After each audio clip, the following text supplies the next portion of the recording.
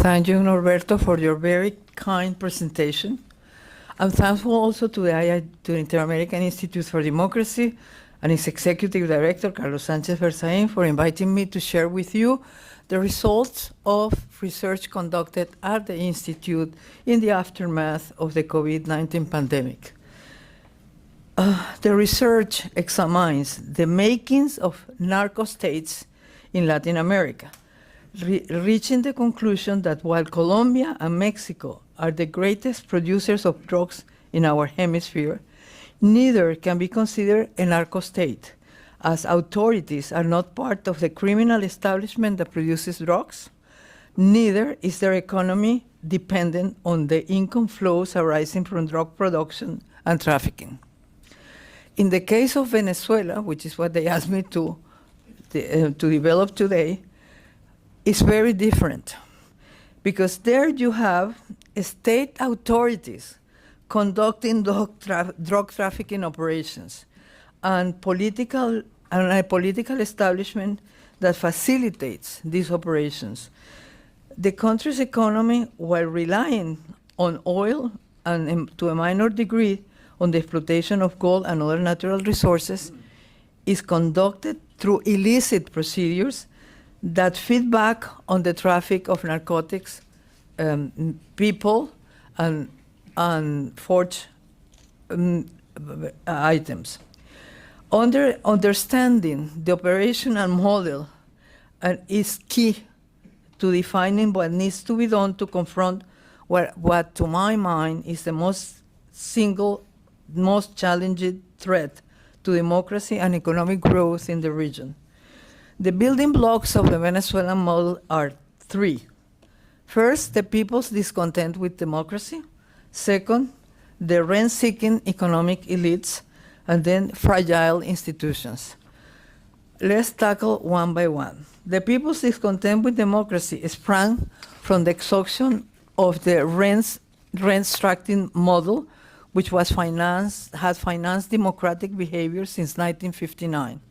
To be sure, GDP in Venezuela expanded from 7.9 billion in 1960 to 59.1 billion in 1980. But thereafter, GDP began to drop until it reached what I call the People's Rebellion level of 48.6 billion by 1990. The second, which is the rent-structured nature of the economic elites, led to economic stagnation and poverty. The proportion of Venezuelans living in poverty by 1960 was 6%. But by 1998, it was 16%. So it was growing, not shrinking.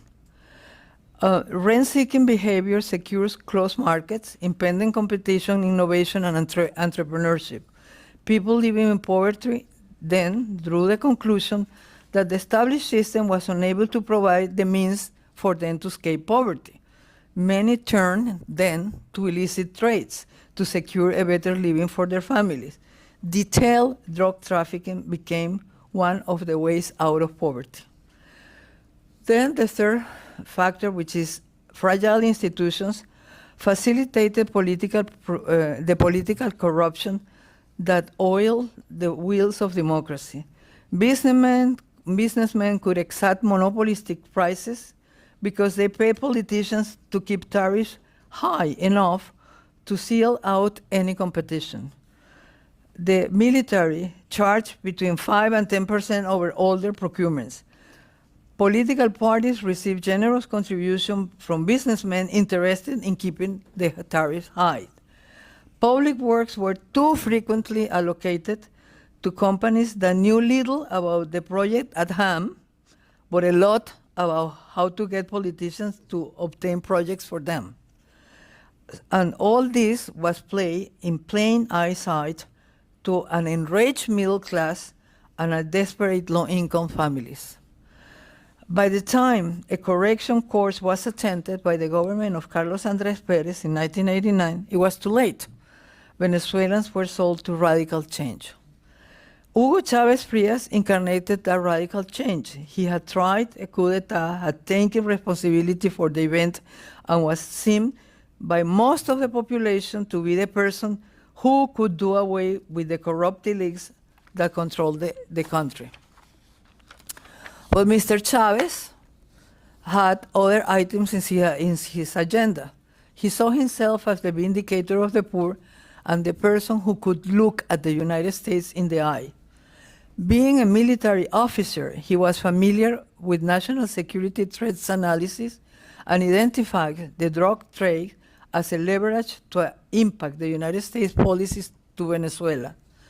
Accordingly, and to statements made by his chief military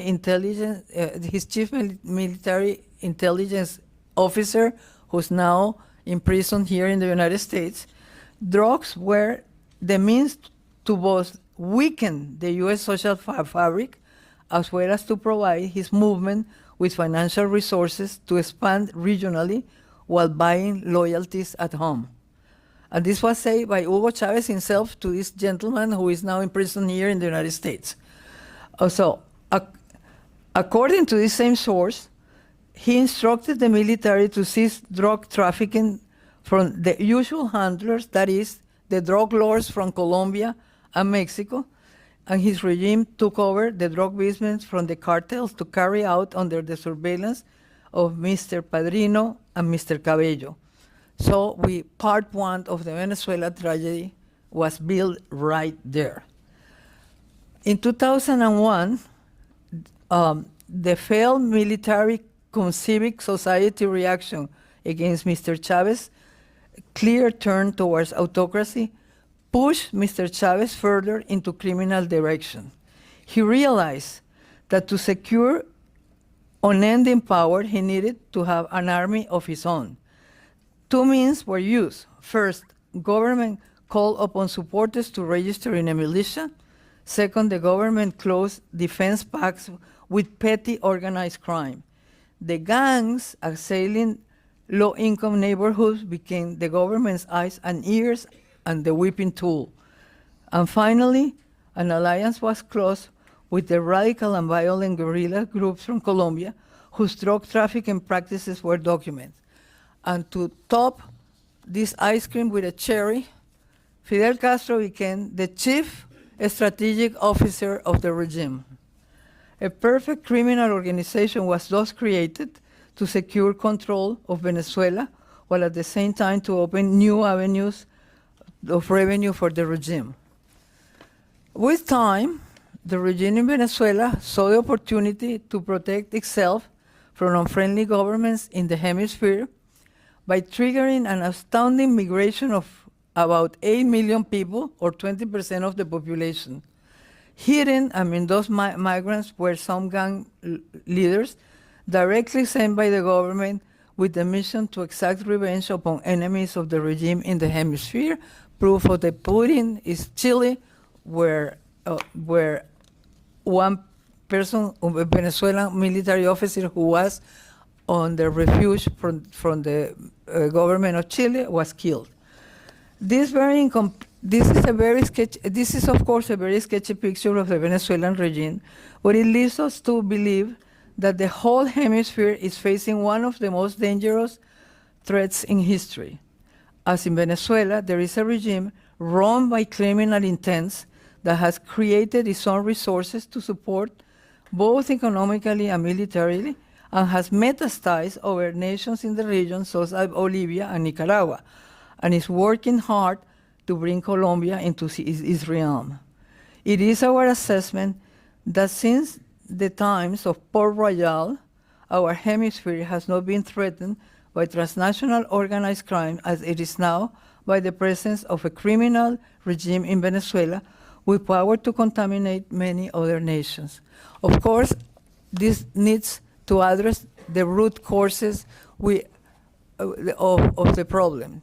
If these three root causes of the problem are not addressed, which is fragile institutions, rent-seeking economic elites, and this terrible corruption, then what we will have in Venezuela, even if there is a change of regime, is business as usual for the criminal networks, because just think about Mexico. Has drug trafficking disappeared with 52 of their capos in prison here in the United States? It has not. So we need to address the root causes. Thank you.